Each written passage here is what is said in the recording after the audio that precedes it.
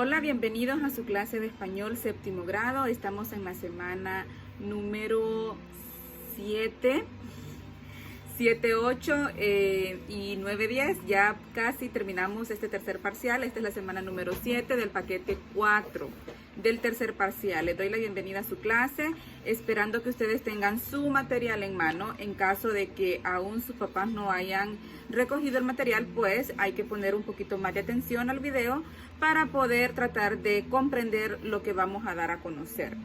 Si usted quiere repetir el video después con su material, también es válido. Estas semanas vamos a estar más que todo como haciendo un repaso de los temas que ya hemos visto en la primera, segunda unidad, incluso en esta tercera. Y vamos a hablar sobre la monotonía o pobreza léxica. Esto consiste en el uso reiterado de las mismas palabras o los mismos vocablos para poder expresar ideas diferentes. Esto contribuye a que nuestro mensaje se vuelva aburrido o que le quite el interés o la importancia o la calidad al mensaje, ya que en la repetición de las mismas palabras, pues el lector, en caso de que usted escriba, o el que escucha su mensaje pierda el interés, o usted da a entender que tiene pobreza de lenguaje. Ahora, ¿cómo podemos nosotros evitar esto? Pues cultivando el hábito de la lectura, número 1. Por eso es tan importante que ustedes estén atentos a las lecturas de cada semana que ponemos en el material, así como estuvieron también atentos a la lectura del libro que ya terminamos en el primer y segundo parcial. Eso les va a ayudar muchísimo, y en cuanto más ustedes apliquen sus palabras nuevas que van conociendo, mucho mejor será también. Aparte de la lectura, ¿cómo nosotros podemos evitar la pobreza léxica o la monotonía? Pues utilizando los sinónimos y los antónimos. Estas palabras nos ayudan a no repetir las mismas y a que nuestro mensaje se escuche más bonito, se comprenda con mayor facilidad, etc. Tenemos unos ejemplos sobre la pobreza léxica o monotonía en el lenguaje, y una forma incorrecta sería: hablaré de lo que es la inteligencia, cuando podemos decirlo, hablaré acerca de la inteligencia. De lo que es, viene siendo una pobreza de lenguaje. Le puso una carta a su amigo. Le envió, sería la forma correcta, una carta a su amigo. Tener el primer lugar, no. Ocupar el primer lugar. Decir un discurso, no, mejor diga pronunciar un discurso. Ana dice que Javier dice que Lourdes no dice nada de su relación. Mire cuántas veces se repitió la palabra dice en este fragmento de párrafo o en esta oración. 3 veces, cuando lo correcto sería: Javier le dijo a Ana que Lourdes no opina nada sobre su relación. Entonces, de esta forma nosotros podemos ver cómo podemos mejorar nuestro mensaje al no caer en la pobreza léxica o en la monotonía o repetición de palabras. Tienen ustedes en su material 3 frases o pequeños párrafos cortos, donde están escritos de manera incorrecta, y ustedes van a cortarlos, van a pegarlos en su cuaderno, y al lado de cada párrafo van a escribir la forma correcta en que debe decirse. Entonces a ustedes no les quedará así, sino que les quedará uno tras otro con la forma correcta con la que se debe de decir o se debe de hablar en el párrafo. Eso sería para el día de hoy, lunes. Para el día martes 9 de marzo vamos a estar hablando sobre los textos literarios. Y es que un texto literario es aquel que usa el lenguaje literario en sí, que este tipo de lenguaje persigue un cierto fin estético. Seguimos hablando sobre decir las cosas de manera bonita o de manera correcta. Pues este tipo de lenguaje capta el interés del lector con facilidad, porque utiliza un lenguaje muy estructurado, muy elaborado, muy bonito, y expresa de una forma clara todas las ideas y las depura con un criterio y estilo propio. ¿Cuáles son los tipos de textos literarios que hay? Pues tenemos el cuento, la novela, las leyendas, la fábula y la poesía. El cuento es un texto breve, real o ficticio y de pocos personajes. La novela, su origen se encuentra en la antigüedad. Es uno de los textos más importantes dentro de la literatura y se divide en una diversidad de géneros, multitud de géneros. Las leyendas son textos literarios también basados en hechos reales, adornados con fantasía. Estos generalmente datan de la cultura del lugar, de la identidad propia del lugar. Se dan más que todo a conocer los aspectos propios de una comunidad. En la fábula se pretende que el lector aprenda una lección, una enseñanza. Puede estar escrita en prosa o en verso. Siempre utiliza como personajes ficticios. Más que todo, los animales cobran vida y hablan.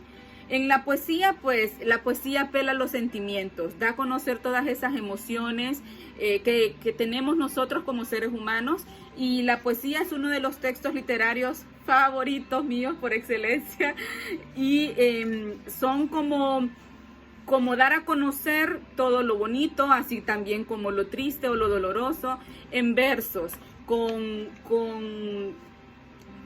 similitud o haciéndole similitud a la naturaleza o de repente a un lenguaje abstracto, pero en todo ello lo que podemos nosotros ver es que los sentimientos están de por medio o plasmados en diferentes géneros de poesía.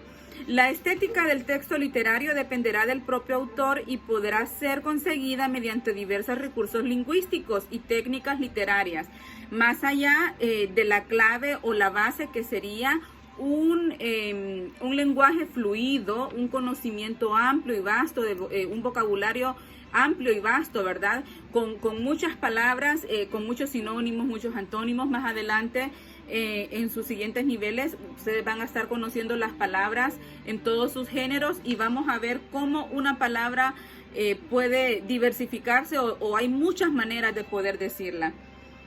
Entre los recursos hay que mencionar los recursos gramaticales, que son mediante la suma, supresión o repetición de estructuras, los recursos semánticos, que van a partir de la alteración del sentido de las palabras, como la metáfora y la metonimia.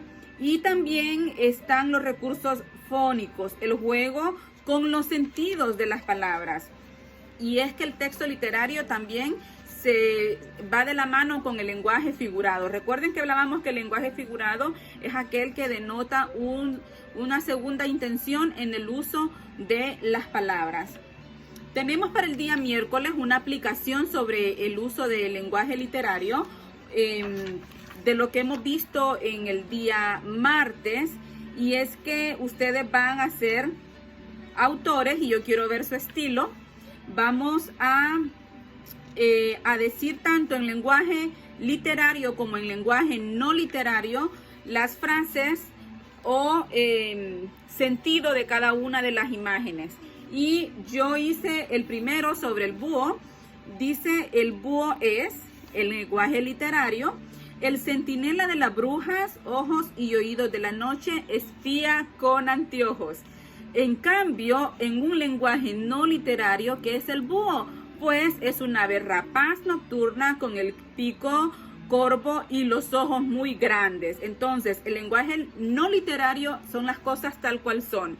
El lenguaje literario pues utiliza es el mismo o sinónimo del lenguaje figurado, donde usted hace comparaciones para poder dar a conocer un concepto, y también utiliza palabras bonitas, por así decirlo.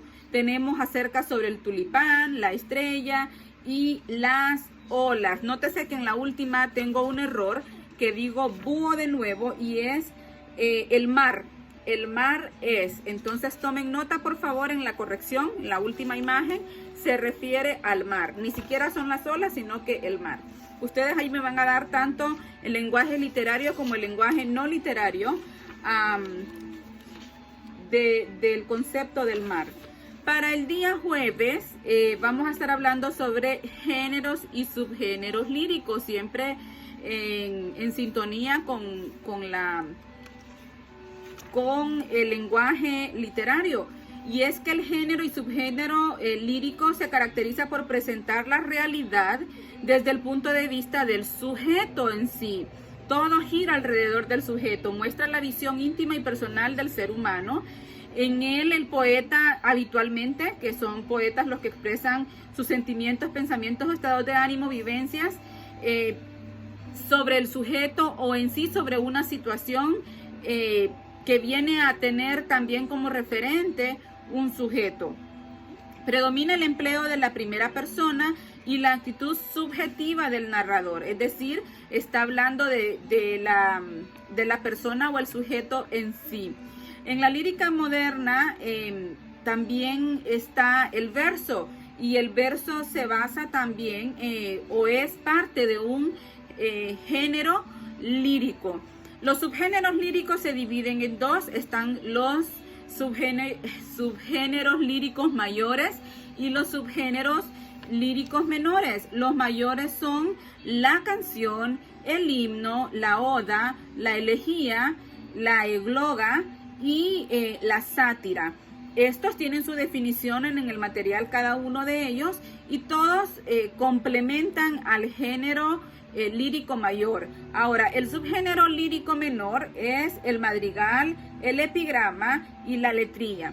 Ustedes van a recortar esta información de abajo, pero van a escribir el primer concepto en su cuaderno y van a recortar los dos cuadros finales para pegarlos en su cuaderno a fin de que tengan la información más ordenada y hacerles un poquito más fácil el día a ustedes.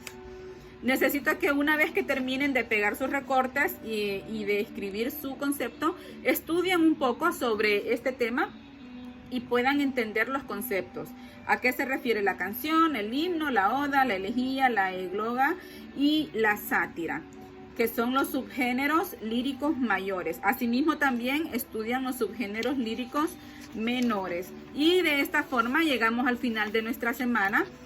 Para el día viernes, la actividad que siempre hemos estado manejando sobre redacción, cuentos cortos, y ustedes tendrán en su material la pauta